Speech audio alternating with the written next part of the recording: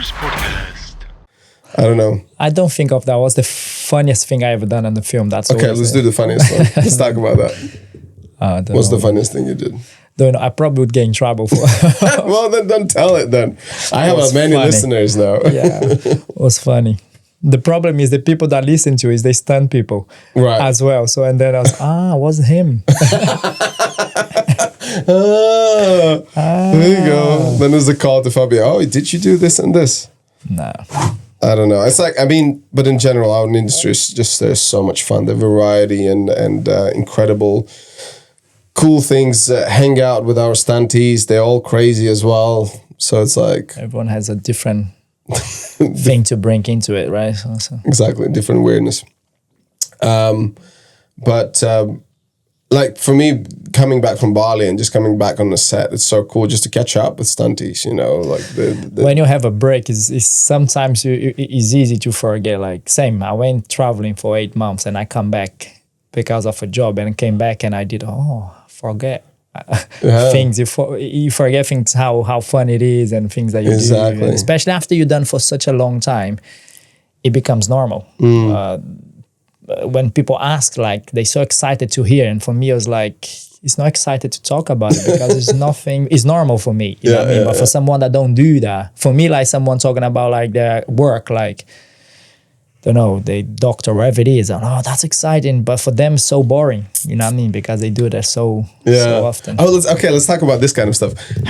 How crazy is to see on a set that stunt guys have this certain swagger about them, because you know they have extras or this with the supportive actors, SAs, as they call them. Then we have SPACs, which is special action, whatever, people who do a little bit more than SAs. And then stunt guys come, and you always look at them like a slow motion, like a swagger with the massive freaking backpacks. Usually they bring too many pads, which they never use. But they still have those backpacks. You use them all. Most of the time, forget my pads. and especially the ones you need, right? He's like, fuck, I need that one. I don't have it with I'm the king of doing stuff without pads. It's like, right. I always think I'll have time to put them on, and never. Once I had time to put them. But you hear the whispers among the essays. They're like, oh yeah, that's the stunt man. Oh, that's the stunt guy. What stunt you gonna do today? I'm gonna run very quick. It's not even that. Do you know what you're doing? No. How you gonna do it? I don't know. Don't know. Oh my God, on this last job I was doing, I have one of the stunt guys, not gonna mention his name, but he basically came up with all these like scenarios, what we're gonna do. So we're not told what we're gonna do. And he goes, so I think, Renars, this was gonna happen. So he's gonna do that, I'm gonna do that. You can jump there and I'm gonna jump there. 2 minutes later. No. You know what is going to happen? Afterwards, I had a nickname, his first name and 5 scenarios. And every time I was like, dude, just wait when they're going to tell us what to do exactly. Or not, or you know what I mean? Yeah. And it's like, it's fine if someone who's doing it for first or second year ever, like it's, you know, one of the first jobs, this guy's been doing it for like 20 years. Wow. I was like, oh my God. Yeah, so it's a weird shit from stunt people. What else weird we can see? People get fat on the set because we just hang out around craft a lot. Yeah. If you see someone in a gym, there's one stunt guy, I'm not going to mention his name. He was away for 9 months on a job. He gets back fat. I was like, what happened? He's like, the craft was just so good. Hang out. It's tempting, especially when you have stuff there too close, too easy to access. You know what I mean? And that when the discipline comes because it's so. I'm always, you know me, every time picking on people because of that. About anything, not just. That doesn't sound like you at all. Not just about. You're that introvert, a very shy Brazilian guy. I love to annoy people. Then he's like, I don't know why I'm not getting hired. So why people don't talk to me anymore? Then it's also funny, like, do you remember the first time when you saw yourself on the screen and how did that feel? Oh, good question. Great. No, I don't remember. It's so boring. No, it was exciting for me. I think the first film that I saw, thing that I did, I never saw it because it never got showed. But the first cool thing that shit, they cut it up. Pretty much. You know how it is. Sometimes you do 20 things and then it's like 1 second. It's so bad. But yeah, no, I was excited. For me, it was the achievement to be there. On the screen. Yeah. For me, like, you know, other people get way more excited than us because, oh my God. But it is exciting, but because you've done it so many times. But for me... The first time, though. Yeah, especially when it's something like, for me, like doing films like Mission Impossible and things that I used to watch as a kid.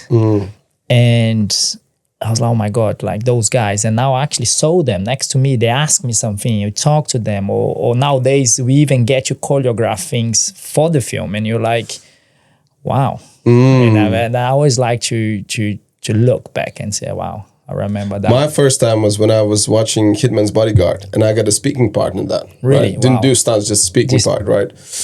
And when my face came up on the screen, I was like filming with my phone, first of all, right?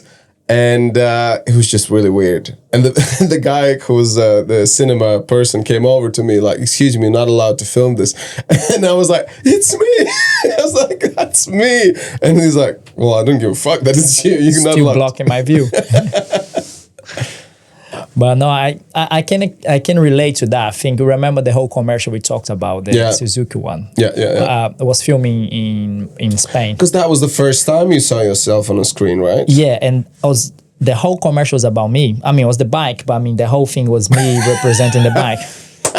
I like that. The whole commercial was about me. It was only me. There is no one to share. Was that big like Fabio Santos presents? No, not really. Brought to you by Fabio. Yeah. Fabio Flow. But when I walked in a bar, we went for a capoeira event. Is that how the commercial starts? You walk in the bar? No, I was physically myself, not in the commercial. Went to this bar to look for my friends. I went to the wrong place. And they recognize you. The commercial was playing on this as I walked in. It was so funny because they played and everyone was looking at the screen. Oh, that's capoeira. And we were doing like a capoeira event next to the bar. So everyone, that's what those guys are doing it. And then one of my friends was there and, oh man, that's you. And then when they said that, everyone looked at me. I was like, oh shit. Sick. And that was like, that sensation was really great. But back then I was too shy. There wasn't like, for me, I never thought that would be, you know what I mean, my life or eventually carry on doing that kind of stuff. But I related to that, which in film is different. Sometimes you do something really cool where you're proud of yourself, but you're not even sure if they're actually gonna show on the screen, you know what I mean? Like, it wasn't the first few films that I did. It didn't get, it was as normal stunts. But after, when you do something that people can actually see is you. And every time someone talks about this kind of stuff, like, you know, you're not showing the show. My biggest one was the Kingsman. On a Kingsman, I get a speaking part together with Tomas Paredes, the Spanish stunt performer. And we both were playing these like Russian, Russian cleaners. No, shepherds, way cooler. We were two Russian shepherds and just interacting with the main Rasputin guy. I don't know if you saw the movie. No. And we like having this whole interaction, whatever. They filmed it 2 weeks, you know, the scene, we like kind of acting, kind of doing stuff. The whole scene got cut out. And I'm like, oh. We've been there so many times. That is so... And that's why when people ask, oh my God, like last mission I did 3 months. And I never even go on set. No, I did get on set, but I mean, my part keeps changing all the time. So we need to, after a year and a half, we need to redo the scene. So, you know what I mean? But you think about 3 months. It's crazy. Traveling like 4 different countries and then people like, oh, so exciting. And I was like, that was Mission Impossible for you to get on the set. we was. That was your Mission Impossible. It's so funny. Like, I mean, not regretting because I mean, we had the time of our lives. And the good thing is like we get to do the things that we normally would do here. But you train, you're getting paid to do this and you're training. And that's, for me, that's what's paid off all that training before. And you know, I mean, I don't get excited anymore for what they're gonna see on the screen. Is the fact that you're part, especially if you get your help. You know what I mean? For me, I find it way more exciting when something that I help choreograph or fighting or something, like get used on the film. Satisfying. You know what I mean? I was like, oh, that was me. Achievement. I mean, nobody will ever know, but but you will know. It was me. The people that was around know. Oh man. Yeah, that is. I was working this year on one project as well, where I was helping to coordinate the fights. Okay. And that was very, very, very satisfying. The only problem was the project got stopped, and and we never because got filmed of the anything. fights. Because they were that shit. But no. No, yeah, and it's different. Like for every job has their importance on the film, right, or anything that you do. But sometimes, because we do things, we figure with the coolest part of it. But man, you got a costume department, go the other departments, and it's just as challenging as well. Yeah. But for me, it's being able to do the things that I been doing regardless for into free. the next level. Yeah. Blah, blah, blah. Renarspodcast.